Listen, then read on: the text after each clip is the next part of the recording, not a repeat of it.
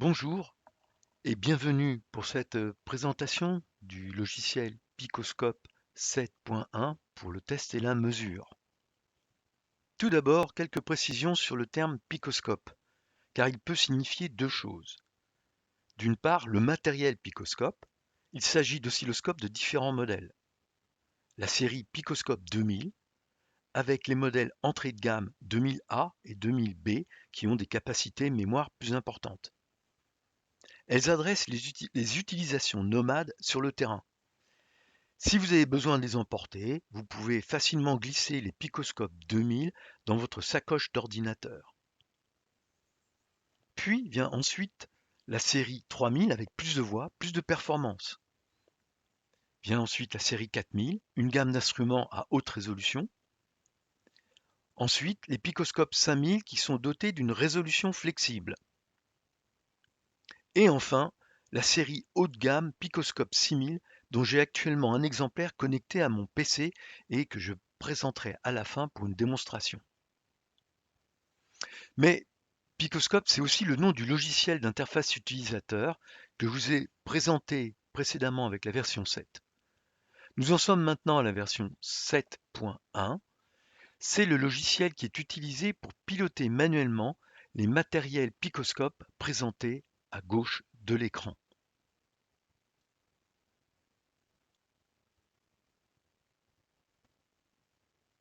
Picoscope 7, dans les faits, remplace les boutons, les molettes et les écrans des oscilloscopes traditionnels de table.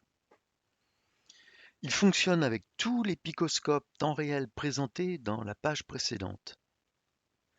Il supplante désormais Picoscope 6 avec une conception de dernière génération.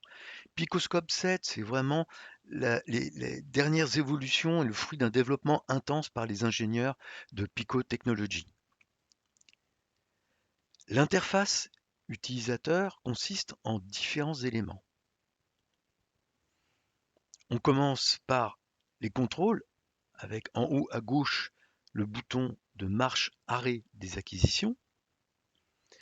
On va retrouver les contrôles de réglage verticaux en dessous, y compris ceux des canaux logiques, si l'oscilloscope va en posséder.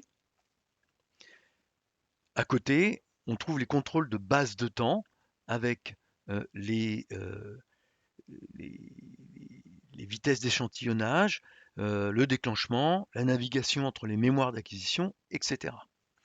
Puis nous avons une zone d'outils qui apporte à la demande une liste de fonctions d'analyse qui enrichissent l'application.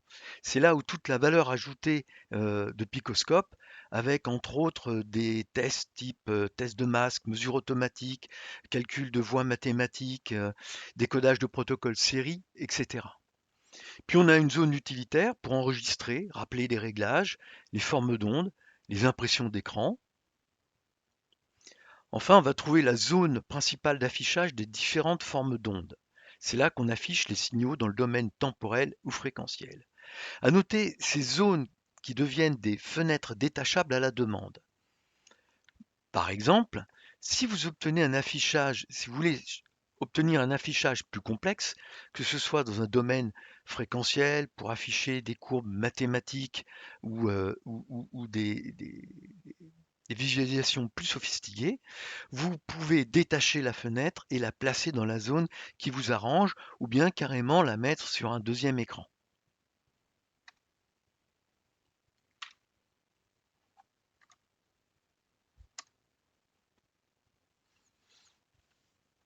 En résumé, Picoscope 7 est une interface utilisateur moderne produite par les excellents ingénieurs logiciels de Pico Technology et utilisant les derniers outils de développement disponibles du commerce. Picoscope 7 supporte tous les modèles de Picoscope actuels ainsi que ceux produits depuis plus de 10 ans. Il fonctionne aussi bien dans ses versions pour Windows, pour Mac et pour Linux. Et dans tous les cas, il profite des dernières technologies d'affichage, de systèmes d'exploitation et de processeurs. En particulier, c'est une application 64 bits qui va fonctionner de façon native sur les processeurs Intel, mais Également sur les processeurs ARM qui équipent les Mac via une émulation. D'autre part, l'application supporte le multifenêtrage et les afficheurs, les écrans multiples. Et puis pour ceux qui le souhaitent, utiliser un écran tactile, eh bien les écrans tactiles sont supportés par Picoscope 7 à la place de la souris. Donc c'est une possibilité supplémentaire. Question suivante. Qui a besoin de Picoscope? Eh bien la réponse est une vaste étendue d'utilisateurs de tous les domaines, de la recherche, des ingénieurs, techniciens, dans l'enseignement, mais aussi dans la fabrication, le test automatique ou la maintenance sur le terrain. Picoscope 6 était déjà très populaire et efficace. Alors pourquoi les gens vont-ils apprécier Picoscope 7? Tout d'abord, cela leur permet d'utiliser la plateforme de leur choix. Windows, Linux, Mac. Les utilisateurs ont déjà choisi un système d'exploitation du fait des autres outils qu'ils utilisent en système de développement, en système de simulation électronique ou avec leurs outils de communication.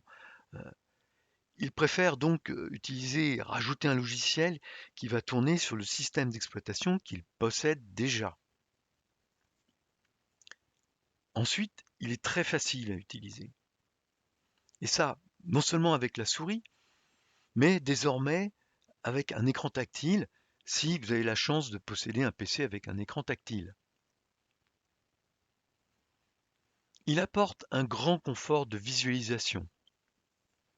Vous allez retrouver des traces de haute résolution, tracées avec une haute résolution, des fenêtres multiples, des écrans multiples pour pouvoir visualiser les signaux sous différents aspects. Ensuite, il est vraiment puissant.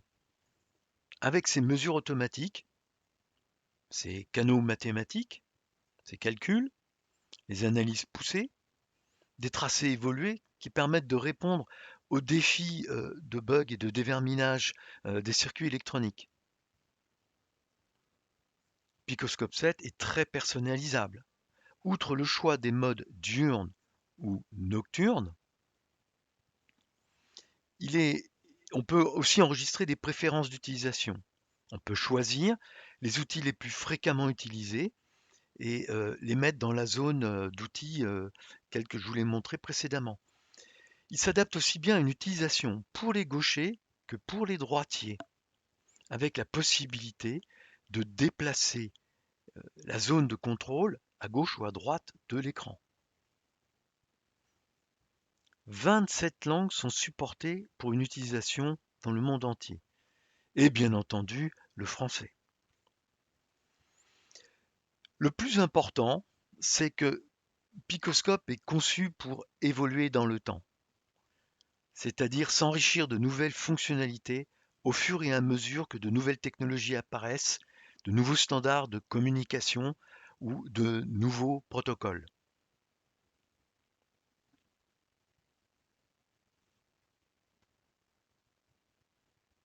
Quelles fonctions d'instrumentation principales sont proposées? Bien sûr, la fonction oscilloscope arrive en premier. Mais il faut ajouter à cela, grâce à la présence de calculs de FFT, la possibilité de travailler dans le domaine fréquence et l'instrument devient alors un analyseur de spectre. Ensuite, avec le décodage de plus de 30 protocoles de communication, il devient analyseur de communication. Ensuite, sur pratiquement tous les modèles de picoscope que j'ai présentés précédemment, on va retrouver un générateur de fonctions avec un générateur de signaux arbitraires. L'interface du logiciel Picoscope permet d'utiliser cette fonction avec tous les réglages de fréquence, d'amplitude, de forme d'onde, de balayage même. Et ensuite, on va avoir sur les modèles spéciaux d'oscilloscope à signaux mixtes, les MSO, euh, la fonction analyse logique. Sur cet écran typique devant vous, je présente en haut des voies analogiques, des voies logiques en bas, qui vont être regroupées au milieu pour former des mots binaires. On parle d'un instrument 6 en 1, mais en fait, c'est bien davantage.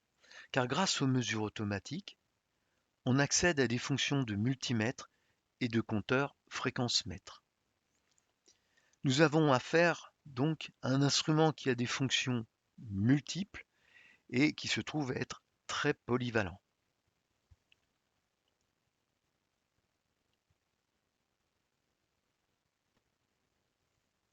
J'ai des exemples de cas concrets couverts par des caractéristiques assez uniques des picoscopes. L'une de ces caractéristiques notables, c'est la grande mémoire qui est proposée en standard sur la plupart des produits. Comme par exemple, sur les séries 3000 et 5000, on va avoir jusqu'à 512 méga échantillons de mémoire d'acquisition. Et sur la série 6000, on monte même avec cette profondeur mémoire jusqu'à la somme énorme de 4 giga échantillons. Alors, le logiciel Picoscope 7 dispose de plusieurs outils qui vont tirer parti de cette mémoire pour fournir un aperçu approfondi du comportement des circuits. On a ici un événement qui va durer jusqu'à 200 millisecondes, c'est-à-dire une éternité en termes d'électronique, qui va être enregistré sur 5 giga échantillons par seconde, c'est-à-dire avec 200 picosecondes de résolution. C'est très important parce que souvent, lorsqu'on veut observer une telle durée, on est obligé de, de- de réduire la fréquence d'échantillonnage lorsqu'on a une profondeur mémoire restreinte, alors qu'avec une profondeur mémoire étendue comme celle-ci, on peut retrouver ce qu'on appelle l'aiguille dans la botte de foin, c'est-à-dire des événements rapides qui ont lieu vraiment très peu souvent et qui peuvent être la cause principale d'une panne d'un appareil. Alors, dans cet exemple qui est pris sur le Picoscope 6000, euh, on considère une capture en monocoup, en une seule passe, une seule acquisition sur une durée de 100 millisecondes. On échantillonne euh, l'horloge et les données du signal avec une fréquence de 5 gigas, c'est-à-dire avec une résolution de 200 picosecondes, et en obtenant un zoom sur 5000 fois, on peut voir les détails d'une impulsion ici qui dure 800 nanosecondes. Deuxième exemple, et c'est aussi quelque chose qui a un rapport avec la grande profondeur mémoire des picoscopes et qui est proposé par le logiciel. C'est la possibilité de tracer les mesures sur un signal pour les voir évoluer au fil du temps et en corrélation même avec ce signal sur n'importe quelle voie active. Donc, nous avons ici un signal, et on va pour l'instant ignorer le signal du bas en rouge, hein, du bas de l'écran, un signal en bleu dans la partie haute est capturé pendant une durée assez importante de l'ordre de 200 microsecondes. Et ce qui va m'intéresser, c'est les caractéristiques de fréquence de ce signal.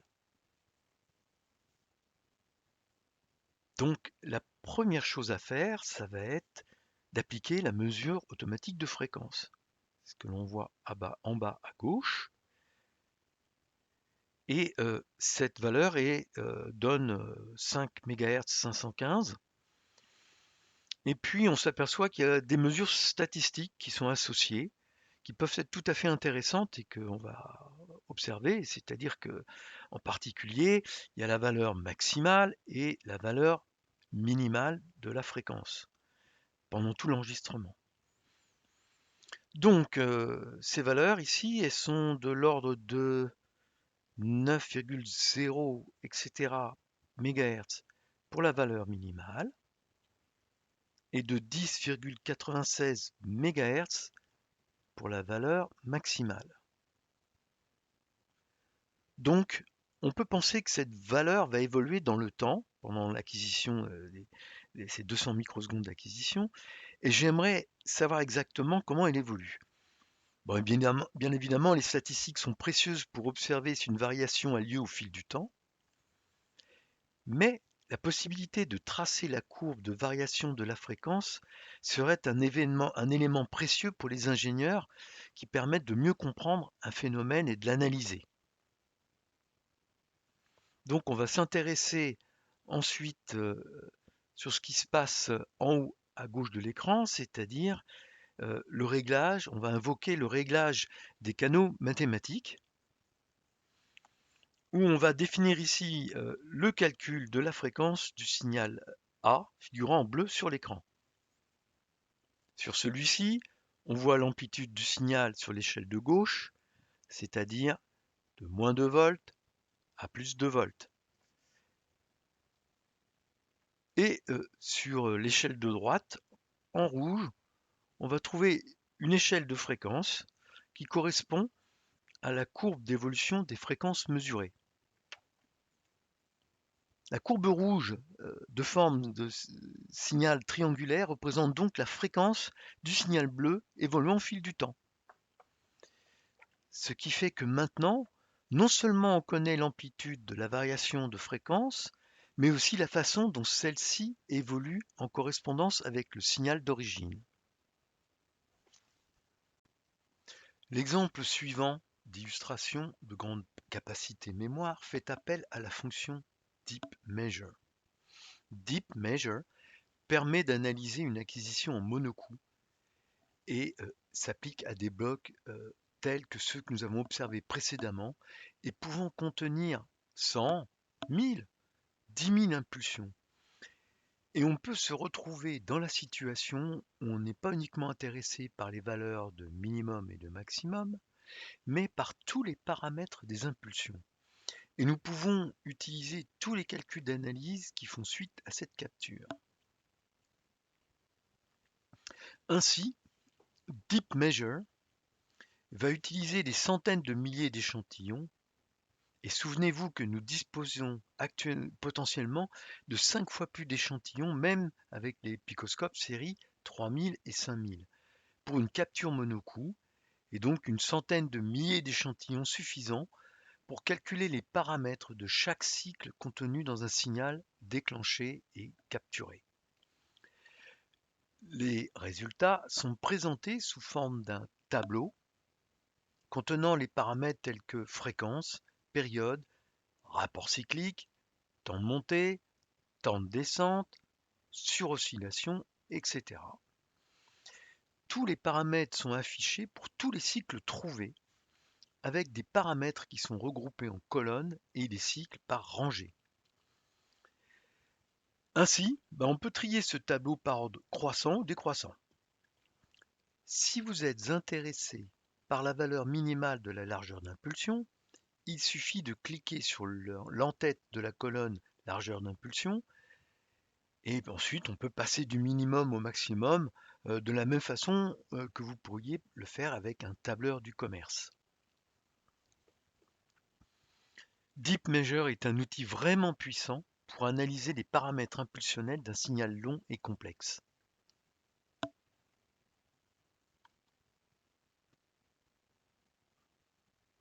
J'ai mentionné auparavant que nous avions accès à plus de 30 décodeurs de protocoles série, et ce en standard, dans le logiciel Picoscope 7 et son coût supplémentaire. Ce sont les standards que vous pouvez voir listés à gauche de l'image. Et l'exemple que l'on voit à droite est un exemple de capture de décodage de bus CENT. Nous pouvons observer ici l'impulsion initiale de calibration, suivie d'une trame de 24 bits, organisée, je crois, en nibbles, c'est-à-dire en paquets de 4, qui peuvent être affichés, regroupés en 8 ou en 16 bits. Le décodeur CENT présente le décodage de façon graphique sous le signal sous forme de paquet, mais également sous forme de tableau, de façon à ce qu'on puisse le lire sous forme de liste. Ainsi, vous pouvez observer quelle était la séquence de messages. Le même principe s'applique à tous les décodeurs qui sont présentés à gauche de l'écran, sachant qu'il y en a d'autres en développement. Les derniers que nous ayons introduits sont par exemple le décodage du standard automotive CAN-XL, le décodage du standard des capteurs de vent NMEA et aussi le décodage du nouveau protocole I3C C'est un protocole de communication entre les circuits qui est de plus en plus utilisé dans l'embarqué. Il y a aussi des décodages pour les bus de gestion de la puissance sur les cartes mères de PC telles que le SM-Bus. On voit que de tels standards sont très populaires dans la communauté de l'embarqué. Parlons maintenant des mémoires tampons. Lorsqu'on dispose de profondeurs mémoire importantes, c'est-à-dire de l'ordre de 500 mégaéchantillons, ou même 4 gigaéchantillons sur les hauts de gamme, on peut découper la mémoire en segments, jusqu'à 10 000, c'est le maximum, de façon à ce que chaque segment puisse enregistrer des événements ou des trames successives. Concrètement, chaque déclenchement va conduire à l'enregistrement d'un nouveau segment. Ainsi, l'application Picoscope va proposer un navigateur, une fonction spéciale qui va vous permettre de se déplacer de segment en segment pour les visualiser les uns après les autres afin de pouvoir remonter le fil des événements. Maintenant, je vais vous présenter un exemple en live. Dans notre cas, j'ai préparé un signal. J'ai préparé le picoscope avec sa mémoire qui sera divisée en 1000 segments. Donc je ne vais pas avoir besoin des 10 000 pour le moment. Et nous allons fonctionner à un échantillonnage à 5 gigapoints par seconde. Je vais vous montrer ce qu'est un test de masque. Et ce qui figure à l'écran actuellement, c'est un segment dans lequel le masque a été violé, et c'est le numéro 735. Ce n'est pas forcément le même que vous allez voir dans la démonstration. Maintenant, passons à l'application en live. Le temps de passer sur l'application, nous y voilà. Nous avons une séquence de 3 impulsions qui arrivent régulièrement et occasionnellement, on peut apercevoir une perturbation, mais il faut vraiment avoir l'œil. Ce que nous allons faire, ce n'est pas seulement avoir une chance d'apercevoir cette perturbation, mais c'est aussi de la capturer et lorsqu'elle apparaît. Donc ce que je vais faire, c'est de figer cette capture. Je vais appeler le mode test de masque. Je vais bâtir le masque à partir de la courbe acquise en live en utilisant la fonction Generate Mask from Source. Et en validant, elle crée un masque avec une tolérance autour de la courbe. Voilà ce que cela donne graphiquement. Je valide. Ce masque est prêt avec ses limites autour de la courbe. Je vais faire autre chose maintenant, c'est que je vais changer le déclenchement qui marchait très bien jusqu'à présent, mais je vais le passer en mode rapide. J'entre une quantité de 1000 courbes et je lance l'acquisition. J'appuie sur le bouton Run. Et voilà, les courbes ont été capturées et maintenant elles sont traitées afin de trouver des violations.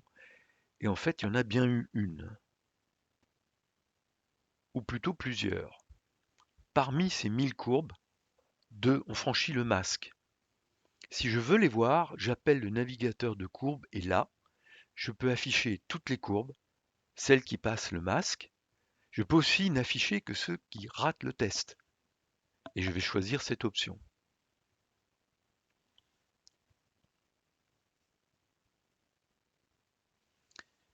Il y a bien, voilà, il y a bien 2 segments en défaut parmi les 1000, à savoir les segments 295 et 807. On peut les examiner, mais à coup sûr, sur le numéro 807, on voit bien un glitch anormal. C'est celui que nous recherchons. Si je reviens en arrière dans le mode de déclenchement auto, j'étais en mode rapide et voilà, et je repasse en mode auto.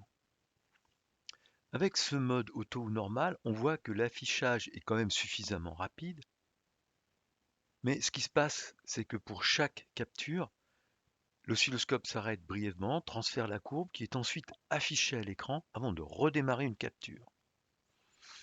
Bon, dans ce cas, on s'aperçoit que nous avons mis une quantité de segments de 1, donc nous ne capturons qu'un seul segment. On va changer ça.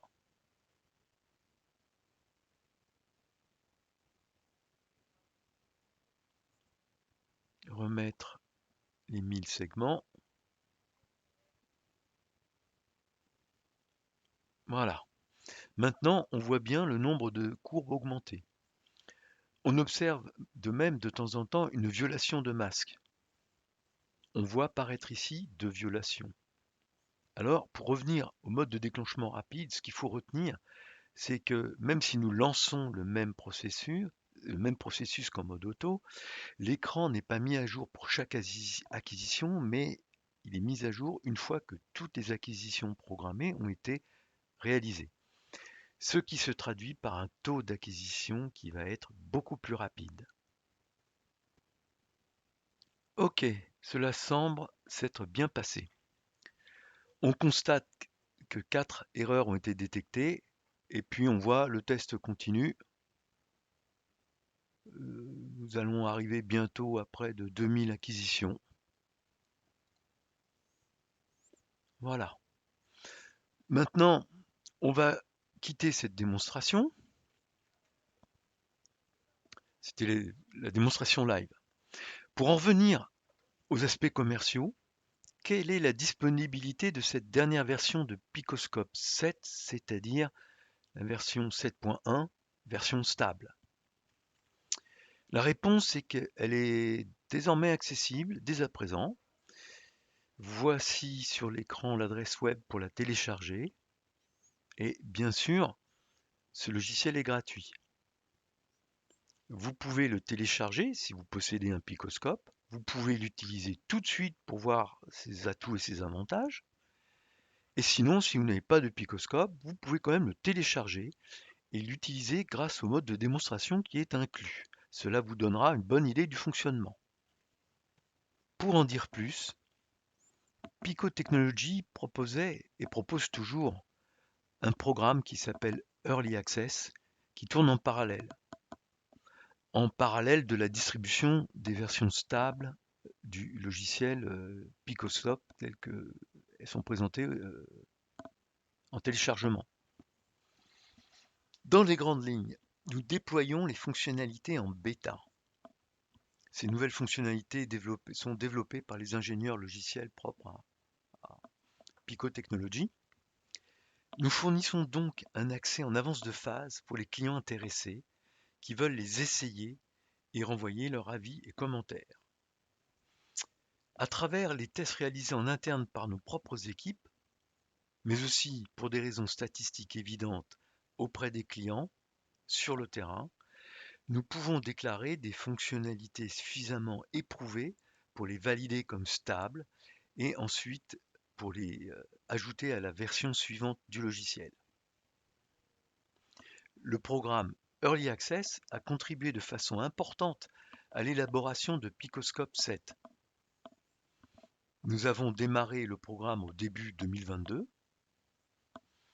et nous avons eu un retour d'expérience énorme de la part des utilisateurs suggérant de nouvelles fonctions qui ont été dûment notées, qui ont été ensuite classées statistiquement et qui ont abouti à ce résultat.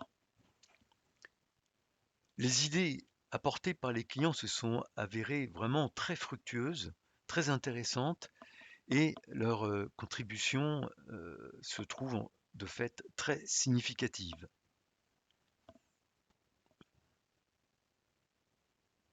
Et maintenant, si vous souhaitez plus d'informations sur le logiciel Picoscope 7, avant ou après l'avoir téléchargé, vous pouvez aller sur l'adresse de la page produit sur le site de Pico et trouver d'autres informations décrivant ce logiciel. Notre collègue et ami James Mackin a produit un certain nombre de vidéos qui illustrent l'utilisation de Picoscope sur différents sujets. Je recommande à tous de les visionner. Elles constituent une approche assez efficace pour connaître et apprendre à utiliser le logiciel. Comme je l'ai dit auparavant, une bonne façon de découvrir Picoscope 7, c'est de le charger et de l'essayer par vous-même. Je rappelle aussi que ce logiciel est gratuit et qu'il est disponible sur divers systèmes d'exploitation. Voilà pour cette présentation. Si vous avez des questions, n'hésitez pas à nous contacter via les canaux habituels. Merci. Au revoir.